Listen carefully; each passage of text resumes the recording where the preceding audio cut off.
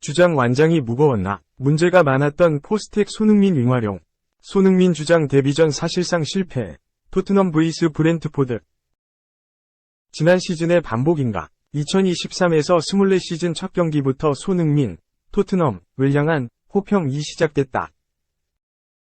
손흥민은 지난 시즌 부상, 수술, 컨디션 저하 등 악재가 겹치며 많은 비판을 받았다.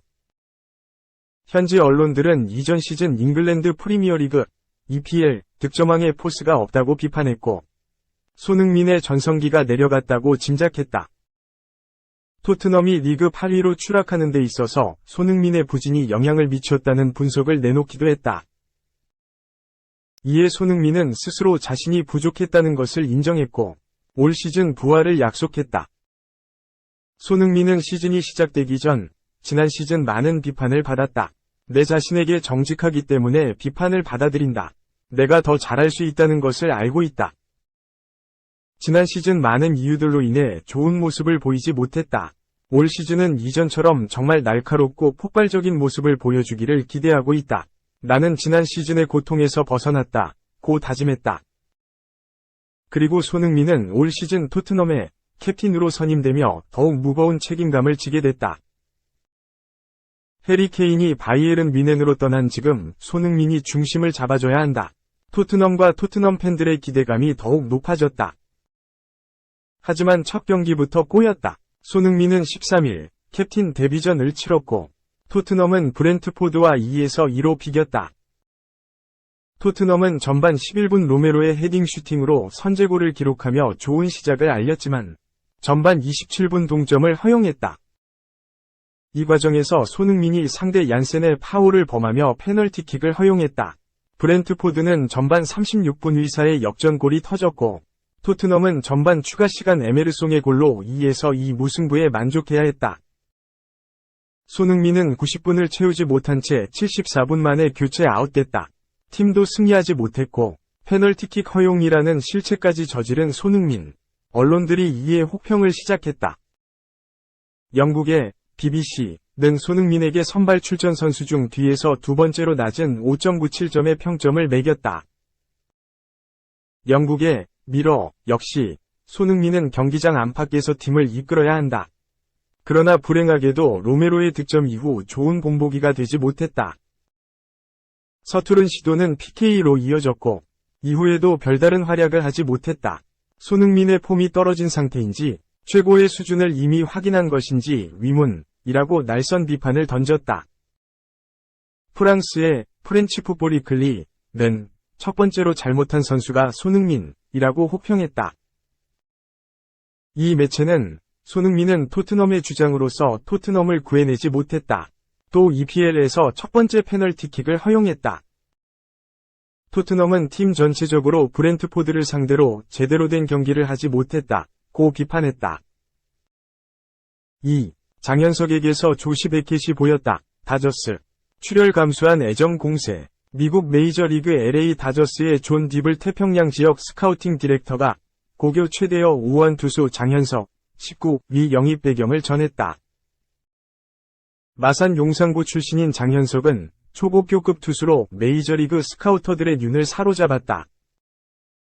190cm 90kg의 다부진 체격을 갖춘 그는 최고 시속 157km의 강속구를 던지고 커브와 슬라이더 등 변화구 구사 능력도 뛰어나다는 평가를 받았다. 올해 고교 무대에서 장현석은 9경기 29이닝에 등판해 3승, 무패, 평균 자책점 0.93 탈삼진 52개 등으로 펄펄 날았다. 특히 최근 열린 청룡기 고교야구대회에서 팀은 8강에서 탈락했지만 장현석은 2경기 10이닝에 나서 20탈삼진 무실점으로 쾌투에 관심을 한몸에 받았다. 장현석에게 관심을 보인 다수의 메이저리그 구단 중 다저스가 가장 적극적으로 영입을 시도했다. 국내 프로야구 신인 드래프트에 신청서를 내지 않은 장현석은 결국 지난 9일 다저스와 90만 달러, 약 11억 8,500만 원 규모의 계약을 체결하며 미국 진출에 성공했다. 존 디블 디렉터는 14일 서울 드래곤시티 호텔에서 열린 장현석의 다저스 입단 기자회견에 참석해 자리를 빛냈다. 그는 장현석에게 등번호 18번이 적힌 유니폼과 모자를 건네며 입단을 축하했다. 이후 취재진과 인터뷰에 나선 존 디블 디렉터는 장현석의 잠재력을 높게 평가하며 칭찬을 아끼지 않았다. 그는 우리는 코로나19 팬데믹이 끝난 2020년부터 장현석을 지켜보기 시작했다 면서 7명의 스카우트가 꾸준히 관찰하면서 재능을 확인했고 계약을 진행하게 됐다고 전했다. 다저스는 장현석을 향한 적극적인 애정 공세를 펼쳤다. 장현석을 영입하기 위해 앞서 유망주 트레이드를 단행할 정도였다. 보너스풀을 확보하기 위해 투수 알드린 바티스타와 막시모 마르티네스를 시카고 화이트삭스로 보낸 것. 국제 아마추어 보너스풀은 메이저리그 각 구단에 할당되는 국제선수 계약 총액 상한선이다. 구단 규모 등에 따라 다르게 책정되는데 다저스의 보너스풀은 414만 4천 달러, 약 54억 7천만 원로 메이저리그 30개 구단 중 텍사스 레인저스와 함께 가장 적다. 최근에는 보너스풀이 6,500만 달러, 약 859만 원 밖에 남지 않은 상황에 처했다. 유망주 트레이드를 단행해 보너스풀을 마련할 정도로 장현석을 영입하려는 다저스의 위지는 강했다. 존 디블 디렉터는 많은 스카우트들이 장현석을 관찰했기 때문에 확신이 있었다 면서 트레이드를 통해 보너스풀을 확보하고자 노력했고 장현석에게 계약금을 쓰는 게 맞다고 생각했다고 목소리를 높였다. 장현석의 계약을 맡은 이해랑 니코 스포츠 에이전시 대표는 2017년 보너스풀이 도입된 이후 국제계약이 굉장히 복잡해졌다 면서 다저스에게 보너스풀이 남지 않은 걸로 알고 있었는데 오퍼를 할 수 있다고 해서 의문이 들었다고 당시 상황을 전했다. 하지만 다저스가 트레이드를 통해 보너스풀을 확보하면서 약속을 지켜 좋은 계약을 할 수 있었다고 미소를 지었다. 다저스는 장현석의 어떤 능력을 높게 평가하고 영입을 감행한 걸까? 존 디블 디렉터는 구속, 변화구 구사 능력을 당연히 보겠지만 그 중에서도 한 가지를 꼽자면 승부욕, 경쟁심, 투지 등 마운드에서 보여주는 모습을 중점적으로 평가했다 면서 장현석이 그런 부분에서 특출나다는 걸 볼 수 있었다고 엄지를 치켜세웠다. 특히 장현석의 계약 전 마지막 경기인 청룡기 8강 장충고전을 지켜본 존 디블 디렉터는 무조건 이 상황을 막아야겠다는 모습이 보였다. 구종을 섞어 던지면서 삼진을 잡는 모습도 인상적이었다고 떠올렸다. 장현석은 이날 삼진을 무려 14개 잡아내는 등 6과 3분의 2이닝 무실점 호투를 펼쳤다. 이어 장현석과 많은 대화를 나눴는데 야구에 대한 호기심과 배우고자 하는 자세가 구단과 좋은 시너지를 이룰 거라 생각했다고 덧붙였다. 존 디블 디렉터는 장현석을 보고 월드시리즈 MVP, 최우수 선수, 출신 조시 베켓, 43이 떠올랐다. 그는 스카우팅 디렉터로 일하기 전 마이너리그에서 감독 생활을 했고 함께했던 투수 중 베켓도 있었다 면서 장현석이 커브를 던지는 모습을 보면 베켓과 비슷하다고 혀를 내둘렀다. 베켓은 메이저리그 통산 335경기에 출전해 138승 106패 평균 자책점 3.88의 성적을 거둔 전설적인 투수다. 2003년 플로리다 말린스, 현 마이애미 말린스, 2007년 보스턴 레드삭스의 월드시리즈 우승을 견인했고 올스타 선정 3회, 2003년 월드시리즈 MVP, 2007년 아메리칸 리그 다승왕 등 화려한 수상 경력을 자랑한다.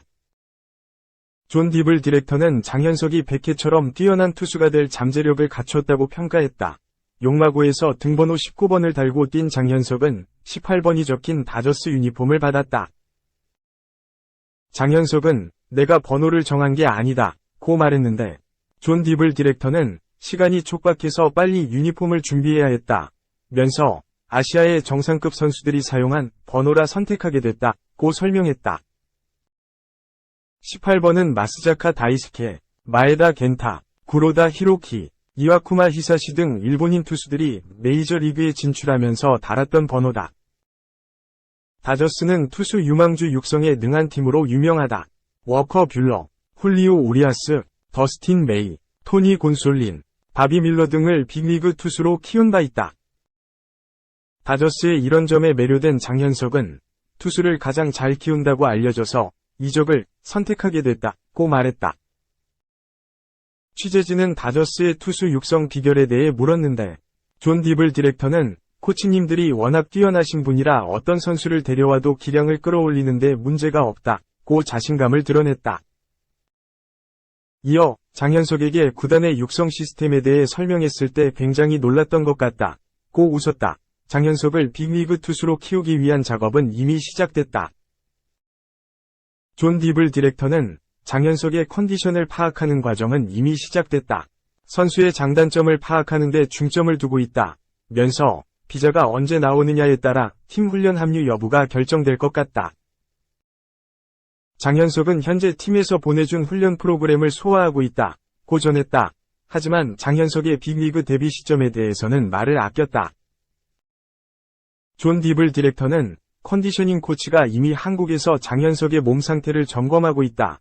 면서 완벽하다고 판단될 때부터 준비 과정에 돌입할 수 있을 것 같다고 설명했다. 이어 마이너리그에서 어떤 방향으로 나아가야 할지 지켜봐야 할 것 같다고 말을 아꼈다.